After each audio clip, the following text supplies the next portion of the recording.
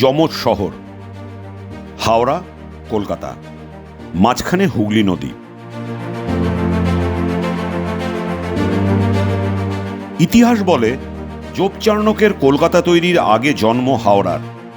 এমনকি মনসামঙ্গল কাব্যেও হাওড়ার নাম পাওয়া যায়। হুগলির পূর্বে কলকাতায় সূর্য ওঠে, অস্ত যায় হাওড়ায়। দুই শহরের মাঝখানে হাওড়া ব্রিজ।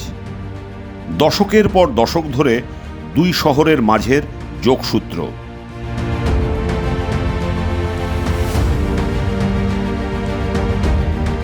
আশি বছরের এই বন্ধন আজও অটুট। 1870 সালে এখানেই ছিল একটি ভাসমান সেতু, নাম হাওড়া ভাসমান সেতু। সময়ের সাথে সাথে তার বহন ক্ষমতা কমে যায়। তার জায়গায় তৈরি হয় নতুন হাওড়া ব্রিজ, দেশের প্রথম কান্ট্রিলিভার ব্রিজ। 3 দশকের পরিকল্পনায় 23,000 টন ইস্পাত দিয়ে জন্ম নেয় হাওড়া ব্রিজ, সম্ভবত ভারতের প্রথম মেক ইন্ডিয়া প্রজেক্ট। লম্বায় 1528 ফিট, দুপাশে 48 ফিট চওড়া। ব্রিজ দিয়ে দৈনিক 5 লক্ষেরও বেশি পথচারী এপার ওপার করেন। ওপারে হাওড়ার হৃদস্পন্দন হাওড়া স্টেশন।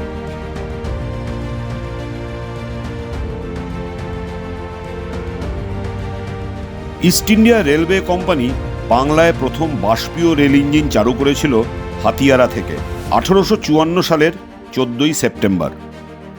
সেই হাতিয়ারাই আজকের হাওড়া স্টেশন। প্রতিদিন লক্ষ লক্ষ মানুষ এই স্টেশন দিয়ে ভারতের বিভিন্ন প্রান্তে ছড়িয়ে পড়েন।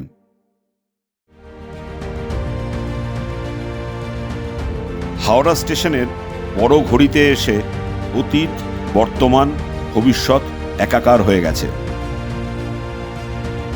বিবেকানন্দ তখন সবে সবে শিকাগো জয় করে ফিরেছেন।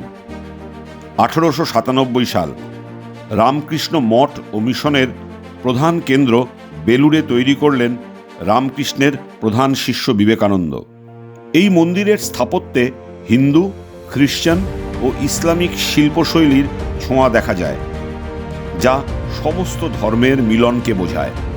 স্বামীজি বলতেন, ফুটবল খেলা জরুরি, আর হাওড়াকে বাদ দিয়ে বাংলার ফুটবল অসম্পূর্ণ। এই জেলার সব দিকপাল ফুটবলার শৈলেন মান্না, মোহাম্মদ সাত্তার, সুদীপ চ্যাটার্জি ও আরও অনেকে। শৈলেন মান্নার নামেই শৈলেন মান্না স্টেডিয়াম, হাওড়ার ফুটবলের প্রাণকেন্দ্র।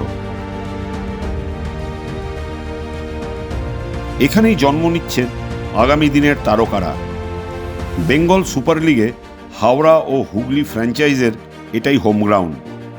এই মাঠেই সবুজ তোতা ব্যারেটোর তত্ত্বাবধানে নিজেদের অস্ত্রে শান দিচ্ছেন হাওড়া হুগলির ওয়ারিয়ার্সরা।